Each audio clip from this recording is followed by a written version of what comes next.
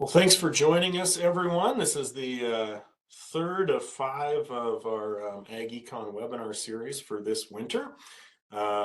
Just kind of highlighting a couple things. First of all, we did record our first two webinars, which was Professor Yang Yu talking about milk labeling laws in Montana and other places. And then Professor Emeritus Vince Smith talking about kind of the future of farm policy or kind of the prospects for renewal of the Farm Bill. That was back in December. And then in January, we had Janet Smith from FSA discussing record keeping with respect to ag operations. So those recordings are on the same website where you logged in today if you want to take a look at those recordings that are out there.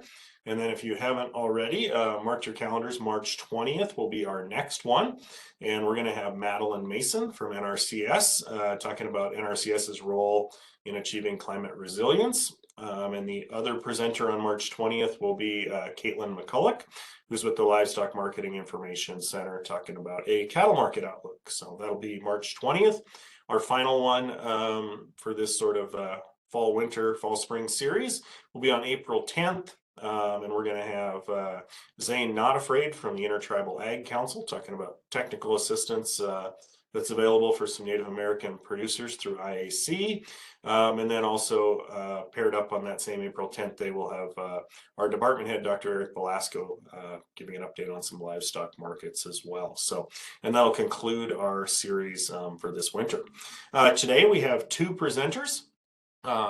The first is Dr. George Haynes, who's a professor and an extension specialist here in the Department of Agricultural Economics and Economics.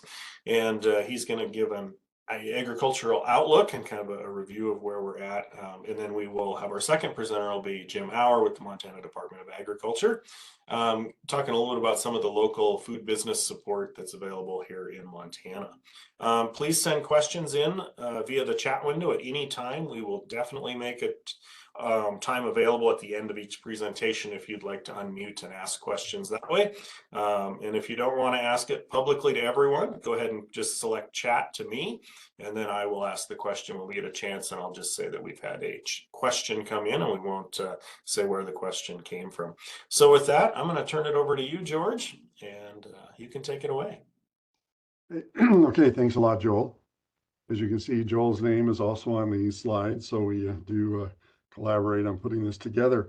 This is going to be a little bit of flyover in some respects. I mean, it's going to be a little bit more at the 30,000 foot level, at least for some of it. We'll dive down a little lower than that for some parts of it, but it's going to be an overview of what's gone on in the past year and a little bit of an outlook on what we think is going on as we move forward here.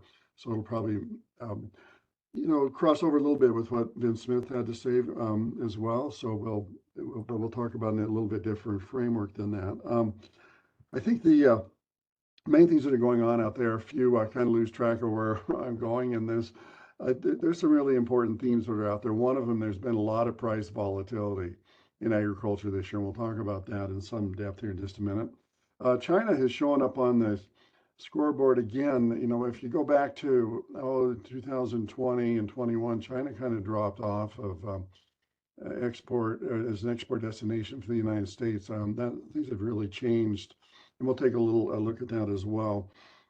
And then we're going to talk a little bit about the Farm Bill.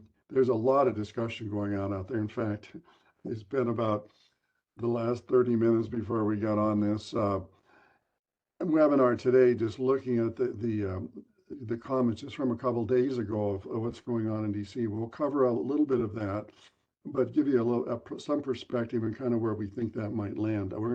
We'll talk about that in terms of what I call as the $50 billion question. So we'll see how that all goes.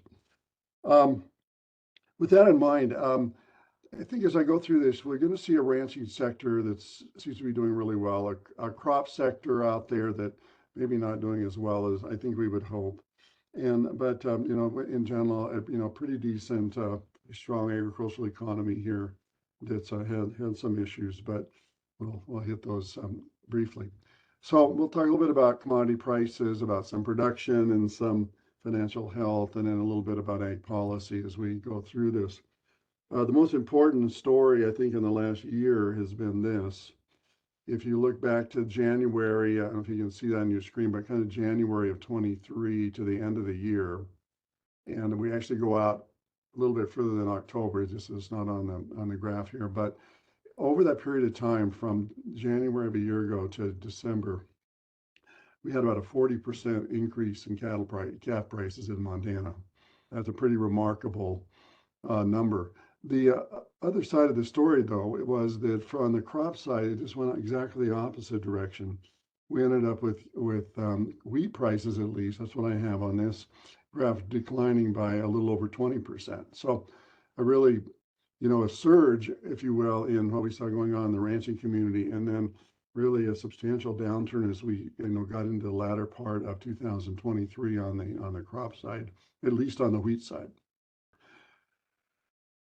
The one of these stories as well has been with this price inflation over this period of time. The orange line is what prices received, which we just talked about briefly before with both cattle or calves in general, and then wheat, and then the other one, the blue line, is for input prices. You can see over that period of time that prices have gone up as high as about 40% over what they were back in 2012, which is this was indexed from that year. That's tailed off some as we've looked at these prices received have kind of mitigated more recently here. That's primarily because of what's gone on in the wheat market, but the prices paid have remained relatively high. So we've in this situation where a substantial amount of inflation. Don't misread this. This is not a graph of profit and loss statements or anything of the sort. It takes a look at what happened with prices. It doesn't include anything for production, or does it really get into any subsidies that are paid in agriculture. We'll talk a little bit about that later. One of the stories that's been an important one has been a substantial decline in fertilizer prices. If you look at the purple line that's on the graph, you see what happened in 21. The price of fertilizer just went off the mark as things started to heat up over in the Ukraine and Russia. But more recently here, the red line shows you what's happened between first of the year and December, and fertilizer prices, at least urea, all the nitrogen fertilizer products have declined pretty substantially. Kind of find the same thing going on actually in the phosphates as well. So that's been pretty good news. And of course, everybody knows right now we're looking at diesel prices have mitigated pretty substantially here too in the last few months. So from an input standpoint, it looks like there's some reason to be a little bit optimistic. But again, this does play into what's going on in the international scene to determine where those might land. Drought conditions are always an issue for production here. So we talk about them in terms of what do we look like a year ago versus where we're at right now. And you can see a year ago, the north central part of the state was in a pretty serious drought. In fact, they were getting substantial subsidies, payments from the federal government, especially on the livestock forage program. And most of Montana had some degree of drought. There's a little bit down the far southern part of the state that wasn't true. This year, the drought has just been kind of creeping across this graph in January of 24. And there's, the central part of the state probably okay, but the rest of the state is starting to show signs of having some drought conditions. I think everything's okay right now. I mean, I look at the anecdotes that I have access to, just family primarily that are in the business, and nobody's worrying too much about it right now because they had such good moisture going into the fall, and then decent moisture in the fall as well. Winter wheat all looks pretty good, but I think you wait another few weeks out here, within the next 4 weeks or so, there will be a lot of concern if we don't see more moisture coming along here. So on the crop acreage part of this, nothing changes on this, or you can see nothing has changed very much since about 2005. With the major crops that we produce in Montana are wheat. We have 5.5 million acres that are planted in wheat. Next one down is hay. We have nearly 3 million acres there, and then some others at the bottom here, primarily with barley and pulses, around 1 million acres each for those. there's some of the things that aren't showing up on this. The one that's been an issue over the last year with the closing of the American Crystal plant out in Sydney, that we've lost about 45% of our sugar beet acreage in the state, all in one fell swoop. And the hemp acreage, there's been a lot of interest, I think, in hemp, at least on the production side. There've been, a fair number of, programs throughout the year that have talked about hemp. There's a processor that's up in Fort Benton. Everybody's thinking that we're going to see some, movement in hemp, and that just hasn't happened yet. Maybe it will, but I don't know. Nothing moving there. Actually, hemp acreage has actually declined just a little. The other one is with canola, is on the, or all oilseed crops for that matter, are kind of on the list these days. And I think, primarily driven by, a plant that's up in Great Falls that's really interested in producing, diesel, and then also, fuel for airplanes or for jet engines. And that's put some interest, I think, out for that product. And we'll have to see. Again, canola acreage, they'd like to have 1 million acres of canola in Montana. And it looks like we have about 155,000 acres or something like that right now. So we're a long ways away from what we think would be enough acres that might handle something like more oil seeds. Production year was a really pretty good year in many ways, but as you can see on here, even though we had winter wheat that was, up by almost 30%, spring wheat was up, around 20% or so, and barley was up around the same amount. They're still, with the exception of barley, all of them are, kind of below what we would consider to be average production over this period of time from the early 2000s going forward. So a good year in relation to the year before, where there was substantial drought conditions, but not what we'd hope. Barley prices and wheat prices, as I said before, had a really substantial downturn as we got into the end of the year, at least with the wheat, both spring and winter wheat. Barley prices kind of went the other direction. There was some issues with some barley that was down in the southern part of the state that got rained on, so it sprouted on them, and the brewers were not interested in buying some of that maybe strengthened the barley market just a little bit. On the pulse side of the house, again, if you look at the production numbers here, they all look pretty amazing. As you look at the green line that's on here, peas, the peas were up by 27% from the year before. Lentils were up about 9%. The one at the bottom, probably a little bit of a misnomer to talk about production there because it fell off so much starting in 2018. But if you look, in terms of just the past year, it was up by almost 2/3. So really substantial changes in those. But again, getting closer to what we think are long-term production levels on all of those crops, which is a little bit different than what we saw in the wheat and barley story before. Prices in this market, everything was down by about 5%, right straight across the board with lentils, dry peas, and dry beans. Of course, we depend on a couple of things on the supply side. How do we compete against the Canadians for these products? And secondly, how much of this is going to be sent off to Asia, primarily to India. And so there's a little bit of a, downturn in that market, but still, pretty good prices in the pulse market. The wheat export market's been a pretty interesting one to watch this year. The trading partners really haven't changed much. The blue line that we have, or the blue rectangles here, are 2021 and 22, and the orange ones are more recent, 22 to 23. And as you look across these with our major traders, with Mexico, Japan, and the Philippines, all of them are down a little bit from what they were before, the year before. The story out there has been with China. China has been in the market. They've been buying quite a bit more wheat than we originally thought.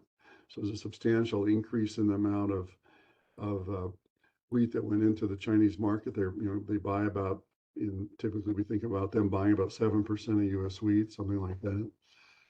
About in the talks I've done earlier this fall and winter, I expected that China number to be much bigger than it is right now, but that's not what's happened. We're sitting at about the same percentage change in the amount that China is importing from the United States. So we'll see if that, what that looks like in 2024. But it was a situation where China had some issues around weather, primarily with drought, and then they actually had some additional moisture they didn't need later on the season, which also damaged some crops. So, but an important, really important export market. So what's happening with prices in this market? It's actually improved a little bit since I did my programs earlier this year. We have spring wheat prices. If you look out in December of 24, that's a long way down the road, but one place to look. It looks like about $7 or so in spring wheat, about $6, a little over in winter wheat, and then we have corn, which we don't do much with Montana, but around a little over $4.50 in that. But all of those prices have gone up a little bit, or excuse me, the spring wheat prices have gone up. The winter wheat prices have gone down just a bit. What do these mean at the farm gate? It will depend upon what the basis looks like, but could be 50 cents or thereabouts, maybe less than the numbers you're looking at here as you look into what the farmer might actually get. So getting into some white wheat prices that are substantially lower than they were before hasn't been too long ago. Well, when Ukraine was invaded by the Russians, we're looking at $12 wheat for a while, and we've really come off of those highs and having some, a little bit different environment as these wheat prices have mitigated a substantial amount. The on the livestock side, take a quick look at this. The total cattle inventory in the state of Montana has been kind of an interesting story. If you go back to 2000, we look like we've actually lost about 17% of the cattle that we had. And this is total cattle. This is everything from, bulls and cows all the way down to calves. But that amounted to, 440,000 head. This trend has continued on. We just got a report the other day, and we were down 17% before, up through 2022, essentially. We're now down another 2% or nearly that, 1.9%, with our cattle inventories, continuing to decline. So the story we look at in Montana, we're primarily, as everybody knows, a commercial cow-calf operations here. In 2014, we've did something pretty similar to what's going on here. Right now, we saw calf prices go up to about $300 a hundredweight, or $33 a pound, and went up. And in the early part of 2015, we saw that market collapse. So those people that made money on the upside of this, that invested in a lot of expensive heifers, ended up having some really challenging financial problems as it tailed off on the other side of that. I don't think that's happening now. I think we've had these calf prices that are around $3. I think if you look at the forecast, which we'll look at in a minute, but they're going to be up above $3, or right in that range, I think, as we get toward the end of this next cycle in the latter part of the fall. And the forecast is that there's not very much herd rebuilding going on. It's likely that these higher prices are going to hang in there for a while, and maybe you won't see a lot of mitigation, at least moving back to something we consider more normal prices, maybe till 2026 or so. So kind of an interesting story that's evolving there. A little bit different story than before. Really good year of in terms of moisture in Montana. We won't dive into this, but we're above kind of five-year averages, at least for fair and good pasture conditions, which is substantially different than we were the year before. So really good news, I think, there. The only pastures that were really I had challenges. We're up in north central Montana, a lot of grasshopper issues that were there that made a good year look like a fair year at best, as they lost a lot of pasture land to infestation of grasshoppers. The On the export side, it looks a little bit different on the beef side than it did on the grain side we looked at before, the wheat side. But the trends are a little bit in kind of the same direction. Japan, South Korea are big export destinations, along with Mexico and Canada in the typical year. The one that's kind of entered into this has been China. As you can see, China has gotten a lot more active in this market. I didn't put the earlier numbers on, but much more active in this market than they were 3 years ago. But as of this year, their exports are down just a bit. And I've been telling everybody all fall that I bet by the time I saw the end of the year numbers that Chinese exports for the year would be more than they were a year ago. That proved to be false. That never happened. They have been as active in that market as we had anticipated. So what do prices look like here? We only have feeder prices to look at futures, and so we look at future prices here out through October, and you have to do some adjustments on these feeder cattle prices to convert them to what it would be for lighter calves, like we're going to be selling on the market in October. Probably at about 50 cents or thereabouts. That looks like a pretty high futures price, a little over $3.20. That's higher than we were a year ago, or this past fall. So we'll see if that's indeed what happens. That's kind of what the guesstimates are. I think as you look at that market right now, everything in this cattle market has been up more recently.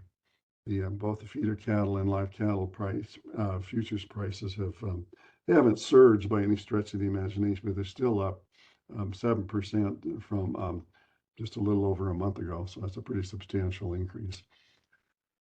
So what about this agricultural market in Montana? I think that we estimate this by talking about cash receipts. We're about a $6.5 billion business here in the state that's kind of divvied up between crops and livestock. As you can see, if you look at the bar over on the far right, the crop side is 60% or so of the market. Livestock side is the rest of it.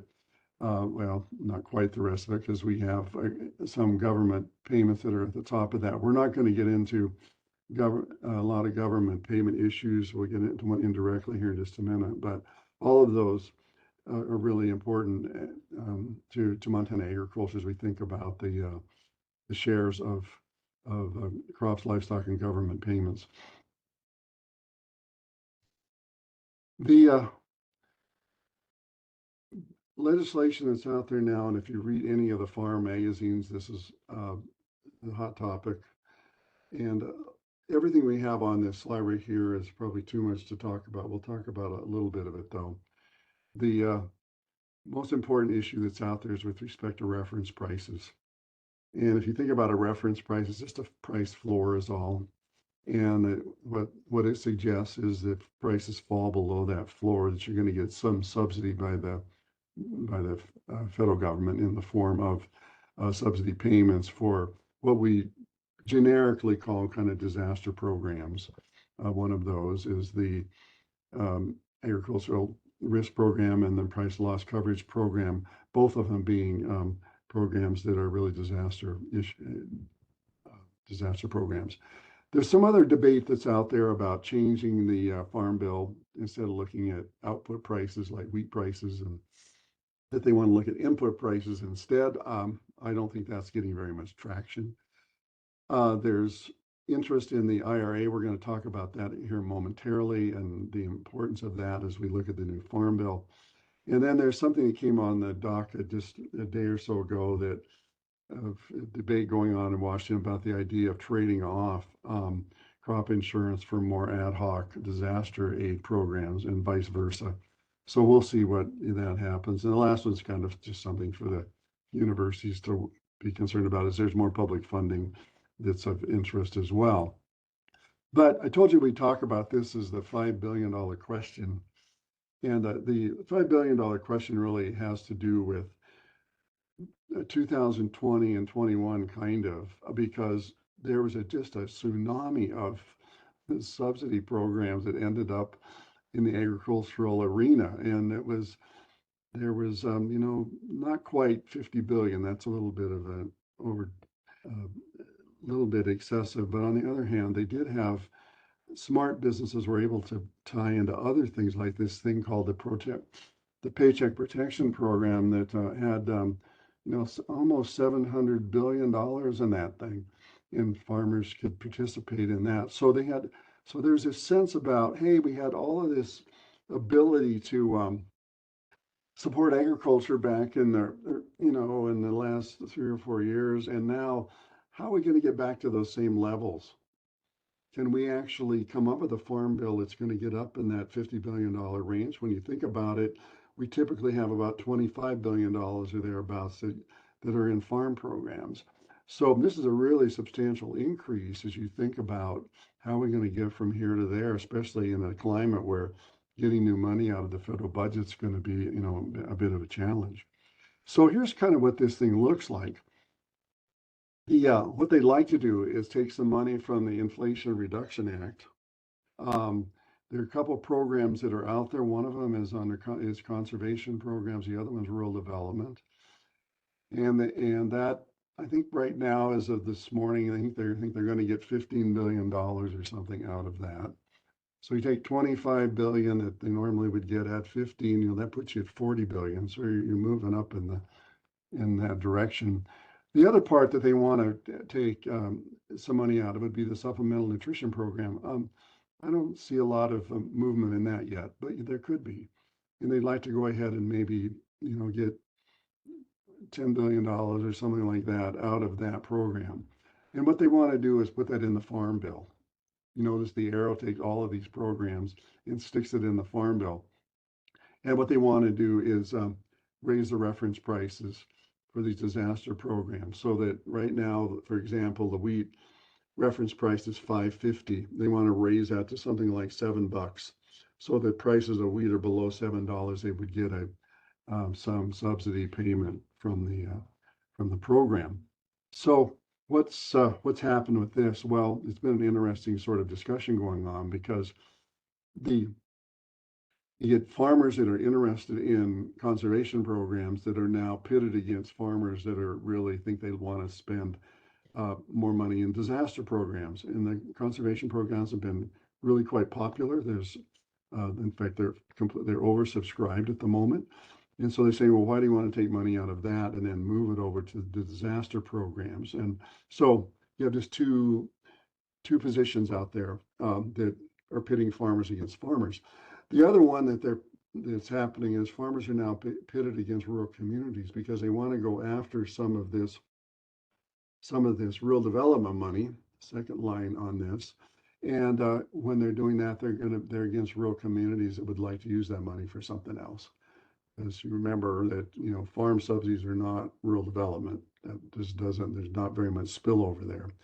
And then the last one is you get farmers are getting pitted with the people in the poverty arena, the low-income household arena, of saying, well, why do you want to take money out of the supplemental nutrition program and put it into farm disaster program? So a lot of talk, not a whole lot going on there.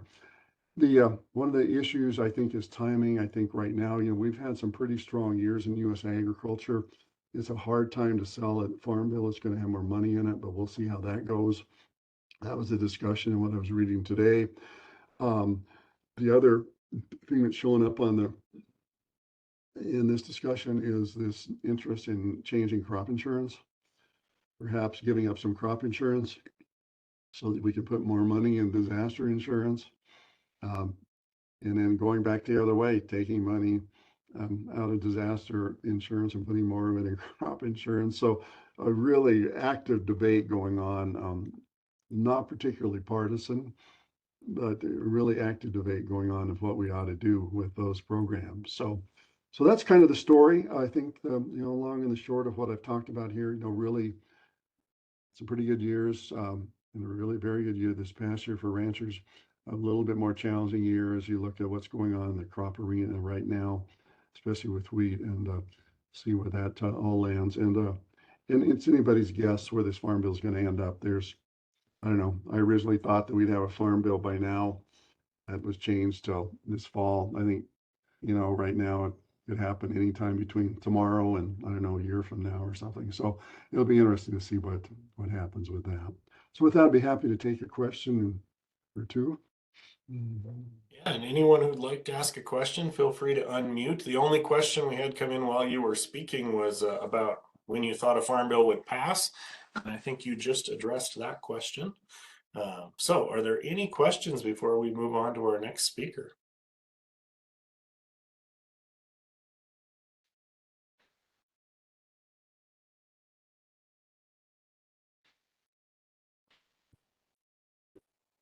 All right. Well, thank you very much, George. And if you want to stop hosting, I'll transfer those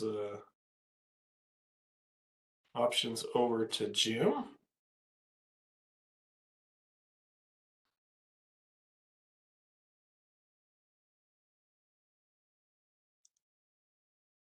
All right, Jim, I think you should be able to share. Okay, can folks see a slide that says Montana Department of Agriculture? Looks good and sounds good. So with that, Jim, I'll turn it over to you. Awesome, thanks, Joel. So again, my name is Jim Auer. I'm a food and agriculture development specialist for the Ag Finance Trade and Development Bureau at Montana Department of Agriculture. So basically what happened is we got two new streams of funding coming into Montana Department of Agriculture. Part of it is funded through some COVID relief money. All of it's funded through some COVID relief money, really. And it's two programs, one time off. I got brought in to run these two programs until the funding runs out. And those two things are, I'm the coordinator for the Northwest and Rocky Mountain Regional Food Business Development Center. We'll get into some more about what that is, but the other project I work on is what they're calling the Resilient Food System Infrastructure Program. And these are two efforts that USDA has rolled out. So they're both federal pass-through grants that are targeting the middle of the supply chain. So we kind of, as states, were given this funding with the task of, okay, we saw a pretty significant disruption in some of the food systems within the nation. Everybody saw some empty grocery shelves for a while there. What are we going to do to build up that infrastructure in the middle of the supply chain to make sure that regional food can be available locally when folks are in a challenging spot, when systems are disrupted? So that's kind of the task we've been given. And I've been with Montana Department of Agriculture about 8 years now, and it's the first time we've really been given the opportunity to think about food systems. We're often just making grants, thinking about business development. This time we got the directive to go out there and say, hey, what can we do to make all of this a little bit more sustainable? What can we do to build up markets for farmers throughout the system? So that all said, I will dive into the Northwest Rocky Mountain Regional Food Business Center. Not my idea on the name. It is a 6-state partnership with us. It's headed out of Colorado State and Oregon State universities. Joel is one of the leads for Montana. I coordinate the program underneath that. You can see the 6 states there. And the idea really is to think collectively among this group of states in this part of the nation. We've got about $40 million, 4.5 years left to go on that. It's all spread out throughout the nation, or through this part of the country. We have 3 sort of general tasks that come along that. So the first part is we're trying to do a lot more coordination within the region, which is to say, what can we do to give Montana food and agriculture businesses access to just more resources? And the question that I've really posed for us in the state is, for a long time, we've been really good at making grants to people. We're great in government in a lot of ways. It's just saying, hey, let's throw some money at some problems. We have a business out there with an idea. Let's give them a grant, see what they can do with it. Through this coordination, we're trying to shift the mindset there a little bit and be more in the space of, okay, you've got a business, you've got an idea, you're an entrepreneur. what steps can we take beyond money that we can benefit you with? So what are we going to do to change your knowledge? What are we going to do to change the condition that your business is in? Where can we invest in that so that if it doesn't result in a grant award, you've still gained knowledge that can potentially make you more successful? So that's a chunk of the money we're putting out there right now. One of these calls, if you have been on the past ones, Haley Vine was on here to talk about our business enhancement program. And the idea is there, suppose you're an entrepreneur and you have a business and you're ready to invest and you're ready to expand. You're lining up financing, but there's some piece of knowledge that we can connect you with. There's some expert we can connect you with that makes you more likely to be successful. So whether that's talking to Claude Smith at the Montana Manufacturing Extension Center or Juan Yuen Kuo at the Food Product Development Lab at MSU, we can connect you with those people. We can leverage some financing through the RFBC to help you get access to those, to develop your product, to have that second set of eyes on your idea from an expert who can say, hey, have you thought about this? Have you thought about that? It benefits them. They know that they get another reassurance that they're investing their money in a smart way. We know that we're benefiting a producer, an entrepreneur, and again, improving their situation. That's sort of the idea there. And through the RFBC, we can get folks to access to resources throughout the region. So suppose we can't help you with the development of a new meat stick product in the state. We can leverage resources at Oregon State University to get you into their food product lab.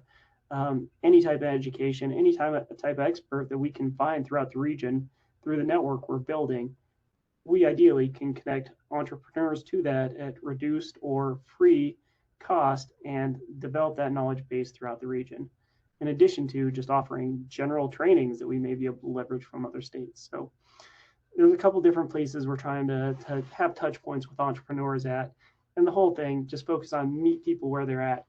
Don't just make a grant, improve people's situation, and then when they're ready to be financed for their next phase of their business expansion, that's where we talk about grants. That's where we talk about loans. That's where we talk about, is there a private opportunity to invest in this, or is it something that is going to be done through a grant?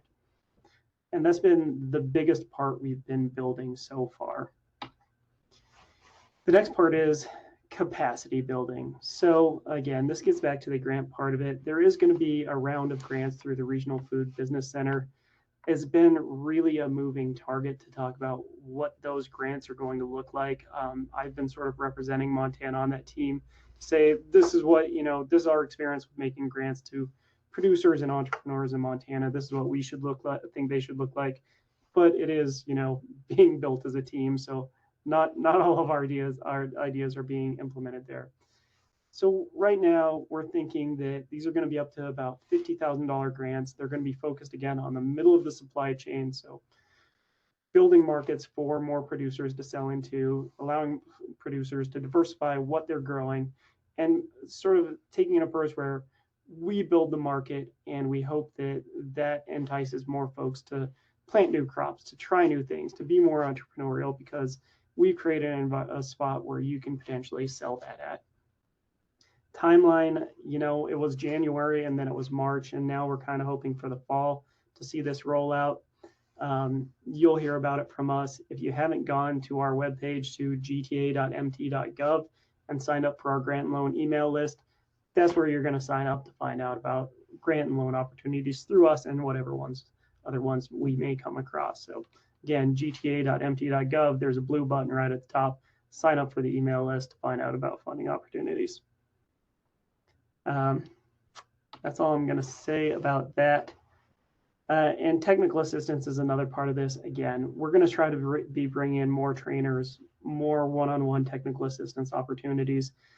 And so keep an eye out for those. The Rocky Mountain Meat School is going to be putting on a class coming up in April, I believe, in Bozeman. Keep an eye out for that. If you're working with meat producers, should be a great educational opportunity. I know a number of you here with Extension or with other sort of support organizations.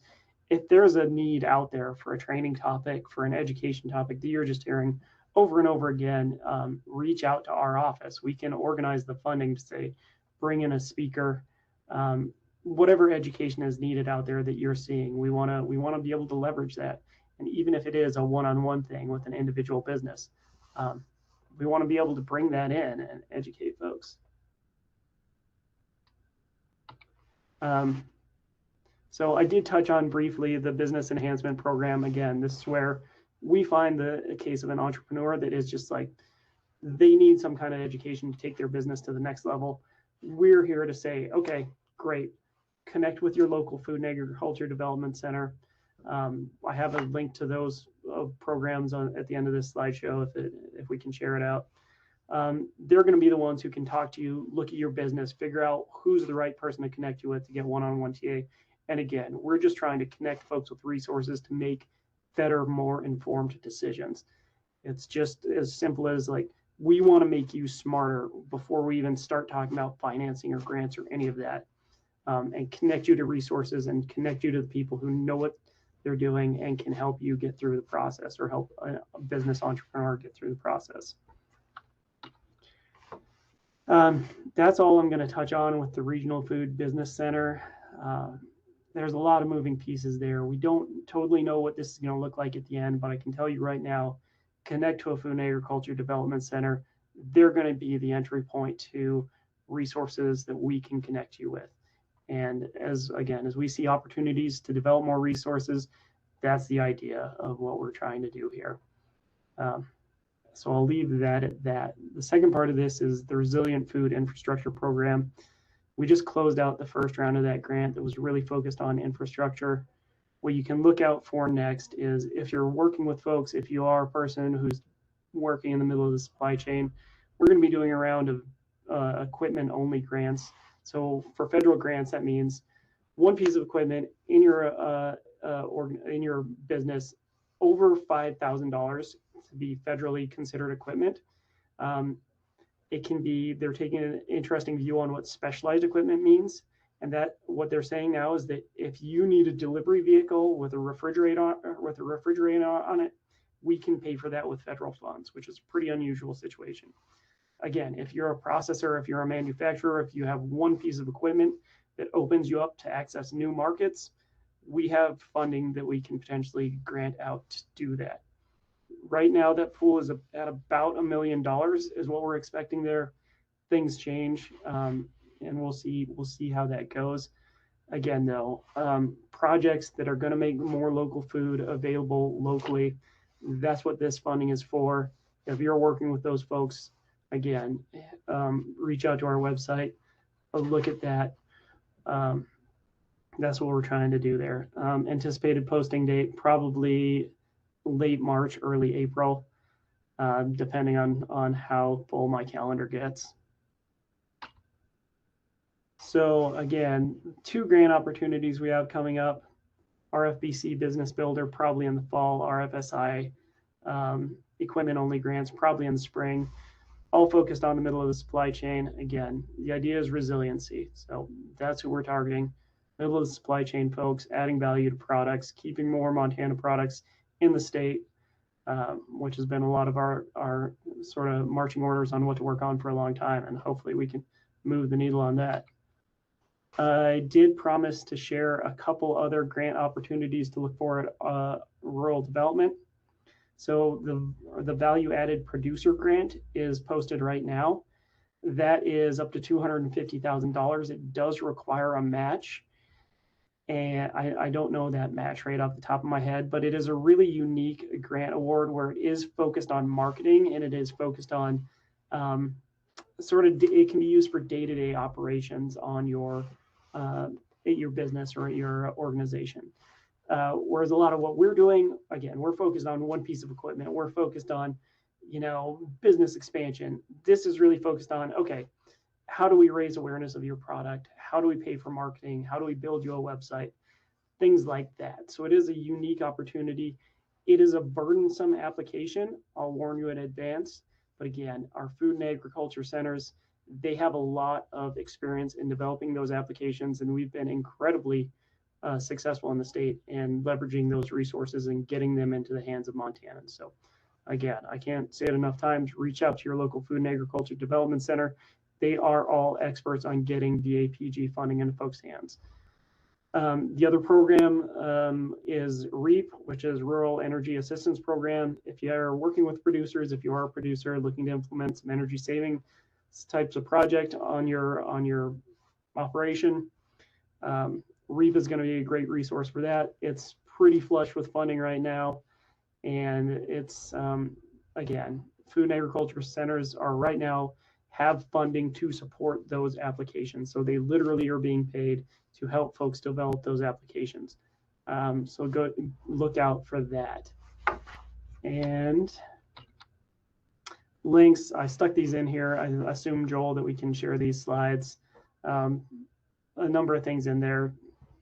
So yeah, just the things that I've talked about, various grant opportunities, and I think there's my contact information. Again, like if ideas are out there, we really, with all of these funding sources, have the leeway to be creative in how we address problems that producers and businesses are facing in the state. So we're looking for creative solutions, and we're looking for solutions that might not have readily available solutions right now. So reach out. We're always here to brainstorm, talk about ideas, and I'm going to cut myself off there and give it back to Joel, I guess.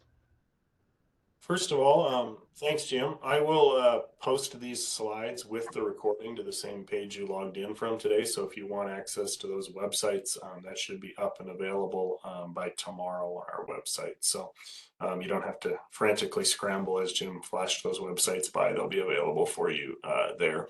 The only question we had come in while you were speaking was just, I don't have a food and ag development center in my town. How do I connect with them? My first question would be, what town are you in? We do have 11 centers across the state. You can reach out to any of them. They can obviously visit with you remotely. They have travel funds if they have to come out to your place and see what you have going on.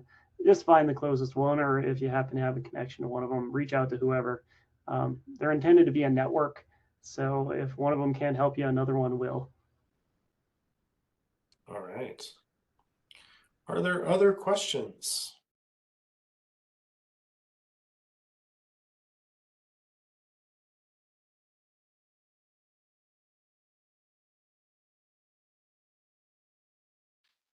All right. Well, Jim, thank you very much. I definitely appreciate you taking the time to present, and thank you, George, for presenting earlier in today's webinar as well. Again, we did record today's session, so we'll post that to our website if you want to share this with someone else that wasn't able to attend or go review part of it. And again, mark your calendars. March 20th will be our next one, and we will have an economist from NRCS and also an economist from the Livestock Marketing Information Center as our guest speakers next month. So with that, have a great day, everyone, and we'll see you next month.